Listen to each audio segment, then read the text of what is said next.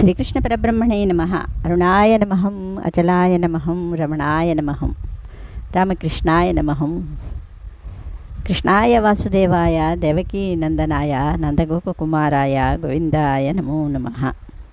మనం నారాయణీయంలోని 50వ దశకానికి వచ్చాం. అంటే సగం కంప్లీట్ చేసుకున్నట్టే. 50వ దశకం వత్సాసుర బకాసుర వధ. అంతకుముందు మనం భాగవతంలోని ఒక శ్లోకం చెప్పుకుందాం.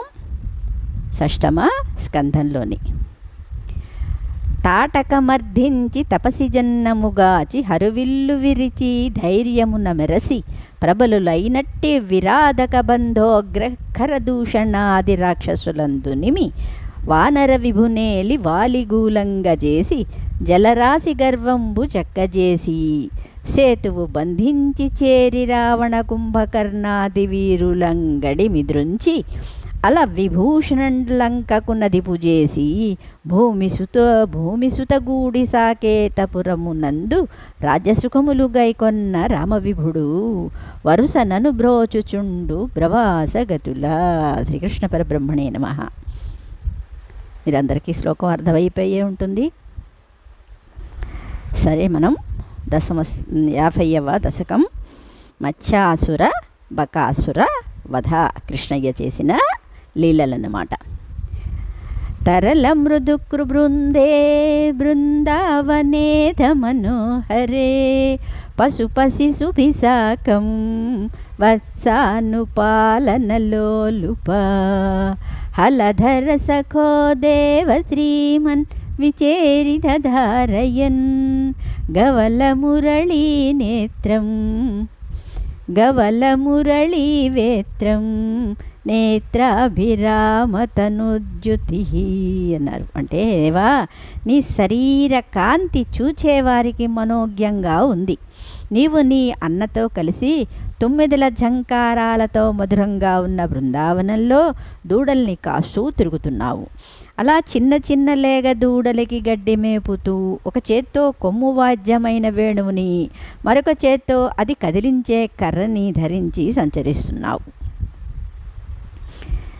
విహిత జగతి రక్షం లక్ష్మీం కరాంబుజలాలితం దదతి చరణద్వంద్వం బృందావనే త్వయి పావని కిమివ న బభౌ సంపత్ సంపూరితం తరువల్లరీ సలిలధరణీ గోత్ర క్షేత్రాధికం కమలాపతే.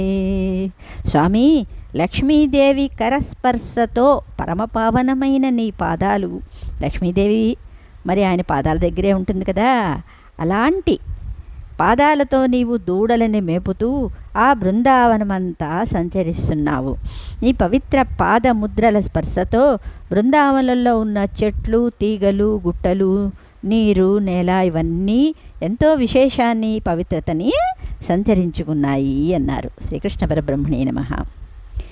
విలసదులపే కాంతారాంతే సమీరణ శీతలే విపుల యమునా తీరే గోవర్ధనాచలమూర్ధసు లలిత మురళీనాద సంచారయన్ ఖలు వాత్సకం క్వచన దివసే దైత్యం వత్సాకృతిం త్వముదైక్షదా అన్నారు. అంటే ఒక పక్క పిల్లని గ్రోవిని మనోహరంగా ఊదుతూ మరొక పక్క లేగ దూడల్ని తీసుకుని వాటిని పచ్చిక మైదానాల్లో చల్లని గాలి, నీరు ఉన్న యమునా నదీ తీరంలో గోవర్ధన పర్వతం మీద మేపుతూ తిరుగుతున్నావు. ఒకనాడు నీకు ఆ దూడల మందలో ఒక దూడగా మారువేషం ధరించి వచ్చిన వత్సాసురుడు అనే రాక్షసుడు కనిపించాడు. రభస విలసత్పుచ్చం విచ్చయతోస్య విలోకయన్ కిమపి వలిత స్కందం రంధ్రత్ ప్రతీక్షముదీక్షితం తమధచరణే విభ్రామయన్ ముహురుచ్చకై కుహచన మహావృక్షే చిక్షేపి దక్షత జీవితం. స్వామి, దూడ రూపంలో ఉన్న రాక్షసుడు తోకని పైకి ఎత్తి తలని అటూ ఇటూ తిప్పుతూ నిన్ను చంపడానికి తగిన సమయం కోసం ఎదురు చూస్తున్నాడు. ఆ రాక్షసుడి దొంగ చూపుల్ని గమనించిన నీవు నెమ్మదిగా వెళ్ళి వాడి వెనక కాళ్ళని గట్టిగా ఎత్తి పట్టుకుని గిరగిరా తిప్పి అక్కడున్న మహావృక్షం మీదికి విసిరేశావు. వెంటనే అసురుడు ప్రాణాలు కోల్పోయాడు. చిక్షేపిత క్షత జీవితం అంటే చనిపోయాడు. నిపతతి మహాదైత్యే జాత్యాదురాత్మని తక్షణం నిపతన జవక్షుణ్ణ క్షోణీరుహక్షతకాననే దివి పరిమిలద్బృంద బృందారకా కుసుమోత్కరై శిరసి భవతో హర్షాత్ వర్షంతి నామ తదాహరే. ఓ శ్రీహరి, నీ చేతిలో మరణించిన రాక్షసుడు సహజంగానే మహాక్రూరుడు. వాడు తన నిజరూపంతో భూమి మీద నడుస్తుంటే వాడి కాళ్ళ కింద పడి ఎన్నో మహావృక్షాలు నశించిపోయేయి. అంటే అతను ఎంత మహాకాయుడో, మనకి కాయం అంటే ఇక్కడ శరీరం అంటే అర్థమవుతుంది కదా. అలాంటి దుర్మార్గుణ్ణి నీవు అవలీలగా సంహరించడాన్ని చూసి ఎంతో ఆనందించిన దేవతలు ఆకాశం నుంచి నీ మీద పూలవాన కురిపించారు. దివి పరిమళ బృందారక కుసుమోత్కరై అన్నారన్నమాట.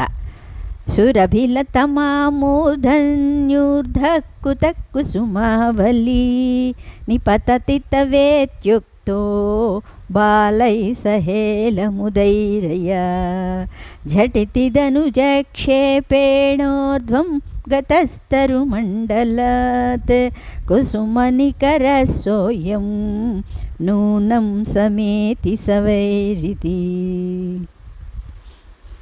అంటే నీ మీద పైనుంచి పూలవాన పడటాన్ని చూసి ఎంతో ఆశ్చర్యపోయిన గోపబాలుకులకు నీతో కన్నయ్య ఈ పూలవాన ఎక్కడ నుండి పడుతోంది అని అన్నారు. వాళ్ళకి ఆశ్చర్యం, పువ్వులు ఎక్కడి నుంచి పడుతున్నాయి అని అనమాట. వాళ్ళు చాలా అమాయకులు అన్నమాట. అందుకని కృష్ణయ్య వాళ్ళతోటి ఉన్నాడు అని అమాయకంగా అడిగారు. అప్పుడు నీవు చిరునవ్వుతో దూడగా వచ్చిన రాక్షసుని విసిరివేయటంతో అక్కడున్న చెట్ల పూలు పైకి ఎగిరి నెమ్మదిగా రాలిపడుతున్నాయి అని చెప్పావు చమత్కారంగా అనమాట. క్వచన దివసే భూయో భూయస్తరే పరుషాతపే తపన తనయా పాద పాతుం గతా భవదాదయ చలితగరుతం ప్రేక్షా మాసుర్బకం ఖలు విశ్రుతం క్షితిధరగరుచ్ఛేదే కైలాస శైలమివాపరం. ఒకనాడు బృందావనంలో ఎండ ఎక్కువగా ఉంది.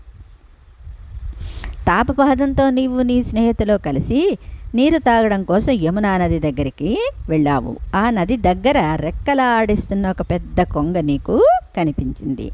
ఆ కొంగ ఎలా ఉందంటే ఇంద్రుడి వజ్రాయుధం దెబ్బ తప్పించుకున్న మరొక కైలాస పర్వతంలాగా ప్రకాశిస్తోంది.